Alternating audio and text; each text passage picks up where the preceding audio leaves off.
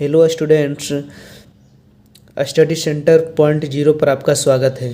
दोस्तों, आज से मैं गणित भारती भाग 1 का बुक स्टार्ट करने जा रहे हैं, जो सबसे बेस्ट बुक माना जाता है। ठीक है, इस बुक को क्लास 4, 5, 6 तक के बच्चे इसे पढ़ सकते हैं और इसे कुछ सीख सकते हैं। ठीक है, यह जो बुक है सभी एग्ज़ाम के लिए उपयोगी है। जैसे देख रहे हैं, जवाहर नवोदय विद्यालय, सैनिक स्कूल एवं यन प्रतियोगिता परीक्षाओं के लिए उपयोगी है। ठीक है, बहुत बेस्ट बुक है, इसे ज़रूर पढ़ें और वीडियोस को ज़्यादा से ज़्यादा लाइक एंड कमेंट जरूर करें। ठीक है, तो चलिए स्टार्ट करते हैं गणित भारती भाग 1 का पहला चैप्टर। ठीक है, यही जो बुक है गणित भारती भाग 1। ठीक है, तो चलिए स्टार्ट करते हैं। देखिए, इसमें सबसे पहले पढ़ने का होता है संख्या पद्धति, जिसे इंग्लिश में नंबर सिस्टम कहते हैं। ठीक है, नंबर सिस्टम कहते हैं। ठीक है, देखिए सबसे पहले जानेंगे कि अंक कहते हैं किसको। देखिए 0, 1, 2, 3, 4, 5, 6, 7, 8 एवं 9 को अंक कहते हैं। यानी कहने का मतलब है इन्हीं 10 संकेतों का प्रयोग करके हम अंक बनाते हैं। ठीक है, इन्हीं 10, देखिए 1, 2, 3, 4, 5, 6, 7, 8, 9, 10, यानी कि इन्हीं 10 संकेतों का प्रयोग करके अंक बनता है। ठीक है, आगे देखिए, आगे पढ़ना होता है संख्या के बारे में। जानेंगे कि संख्या क्या है। अंकों के प्रयोग से जो संख्या बनती है वही संख्या कहलाती है। ठीक है, अंकों के प्रयोग से जो संख्या बनती है उसे क्या कहते हैं, वही संख्या कहलाती है। जैसे में देख लीजिए, जैसे में 9 हो गया, 2 हो गया, 666 हो गया, 70 हो गया, ETC। यही अंकों से प्रयोग से जो संख्या बनती है वही संख्या कहलाती है। 9 क्या हो गया, संख्या हो गया। 2 क्या हो गया, संख्या हो गया। 666 भी संख्या हो गया। 70 भी क्या हो गया, संख्या हो गया। ठीक है, यानी कहने का मतलब है अंकों के प्रयोग से जो भी संख्या बनती है वही संख्या कहलाती है। ठीक है, आगे देखते हैं।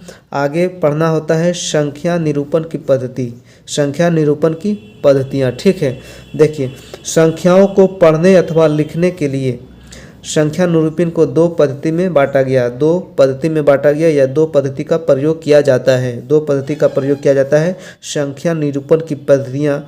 ठीक है, संख्या को पढ़ने अथवा लिखने के लिए कितनी संख्या को निरूपित करते हैं, 2 संख्या को निरूपित करते हैं, यानी 2 पद्धतियों को निरूपित करते हैं। देखिए कौन कौन सी 2 पद्धतियाँ हैं उसके बारे में हम जानेंगे। ठीक है, देखिए पहला है भारतीय अंकन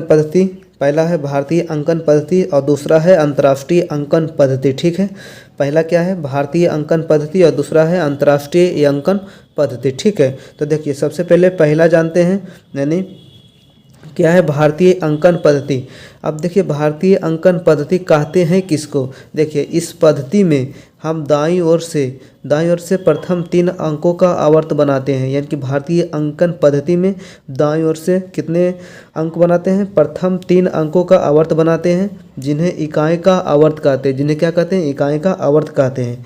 इसके बाद हम 2-2 अंकों का आवर्त बनाते हैं और ठीक है, इसके बाद 2-2 अंकों का आवर्त बनाते हैं। ठीक है, और पढ़ने की सुविधा के लिए आवर्तों के बीच हम किसका प्रयोग करते हैं, कॉमा का प्रयोग करते हैं। ठीक है, यानी कि भारतीय अंकन पद्धति में सबसे पहले दाईं ओर से हम प्रथम 3 अंकों का आवर्त बनाते हैं, उसके बाद 2-2 अंकों का आवर्त बनाते हैं। ठीक है, और पढ़ने की सुविधा के लिए हम आवर्तों के बीच क्या लगाते हैं, कॉमा का प्रयोग करते हैं। जैसे एग्जाम्पल में समझते हैं।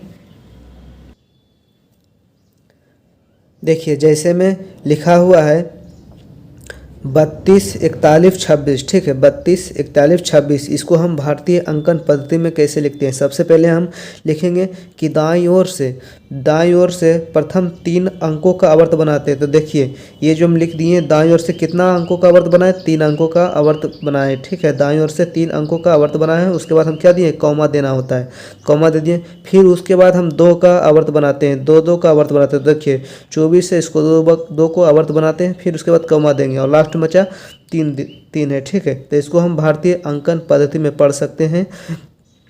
देखिए 24,126 कितना पढ़ सकते हैं? भारतीय अंकन पद्धति में तरीका होता है पढ़ने का 3,24,126। ठीक है, उसी प्रकार के हम इसको देखते हैं, समझते हैं कि हम इसको कैसे लिख सकते हैं और किस तरह से पढ़ सकते हैं।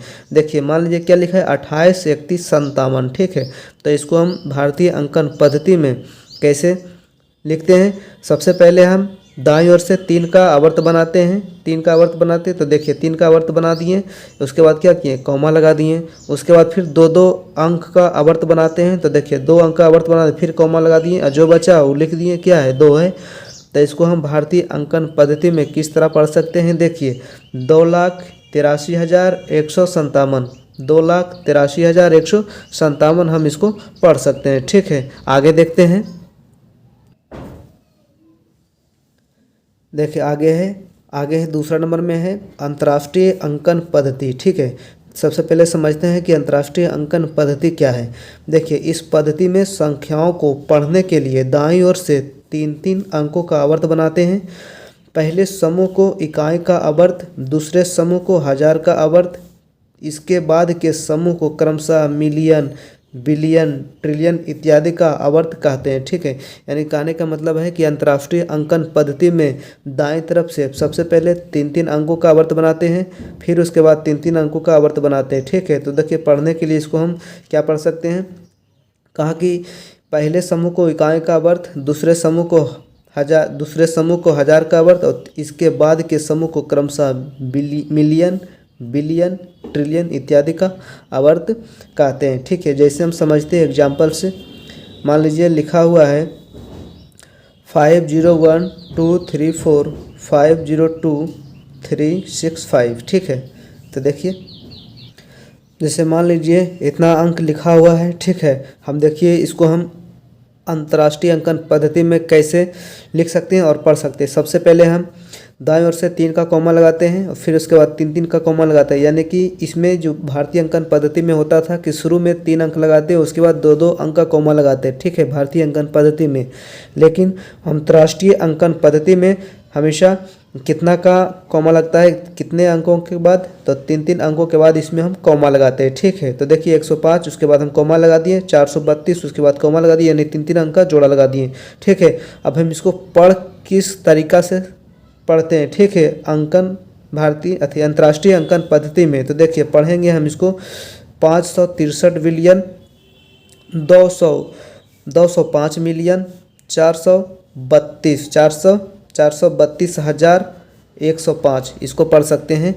जो संख्या लिखा हुआ है देखिए क्या है, इसको हम किस तरह से पढ़ेंगे? 563 बिलियन, 205 मिलियन, 432,105 इसको अंतर्राष्ट्रीय अंकन पद्धति में पढ़ा जाता है। ठीक है, आगे देखते हैं। देखिए और एक बात ध्यान रखिए, इन जो नोट में लिखे हैं इन्हें जरूर याद रखिए। भारतीय अंकन पद्धति में वेरी इम्पोर्टेंट है। ठीक है, इसको हमेशा याद रखें। ठीक है, तो देखिए क्या है भारतीय अंकन पद्धति में इसे किस तरह से पढ़ा जाता है, इसको याद रखिएगा। ठीक है, देखिए इकाई 1 होता है, दहाई 10 होता है, सैकड़ा 1000 होता है, सैकड़ा 100 होता है। तो देखिए हम इसको किस तरह से पढ़ेंगे? देखिए इकाई, दहाई, सैकड़ा, 1000, 10,000, लाख, 10 लाख। देखिए क्या है? लाख, 10 लाख, करोड़, 10 करोड़, अरब, 10 अरब, खर्रब, 10 खर्रब, नील, 10 नील, पद्म। ठीक है, अब आगे देखते हैं। 10 पद्म, शंख, महाशंख। ठीक है, तो यही होता है भारतीय अंकन पद्धति में पढ़ा जाता है। ठीक है, तो आज तक इतना ही रखते हैं। क्या क्या पढ़े हम? संख्या पद्धति के बारे में जाने हैं कि संख्या पद्धति क्या है, अंक के बारे में जाने हैं, संख्या के बारे में जाने हैं और भारतीय अंकन पद्धति, अंतर्राष्ट्रीय अंकन पद्धति क्या है उसके बारे में जाने हैं। ठीक है, तो वीडियो को अंत तक देखने के लिए बहुत बहुत धन्यवाद। अगर वीडियो अच्छा लगता है तो लाइक करें, कमेंट करें, शेयर करें एंड सब्सक्राइब जरूर करें। ठीक है, मिलते हैं नेक्स्ट वीडियो में, तब तक के लिए जय हिंद।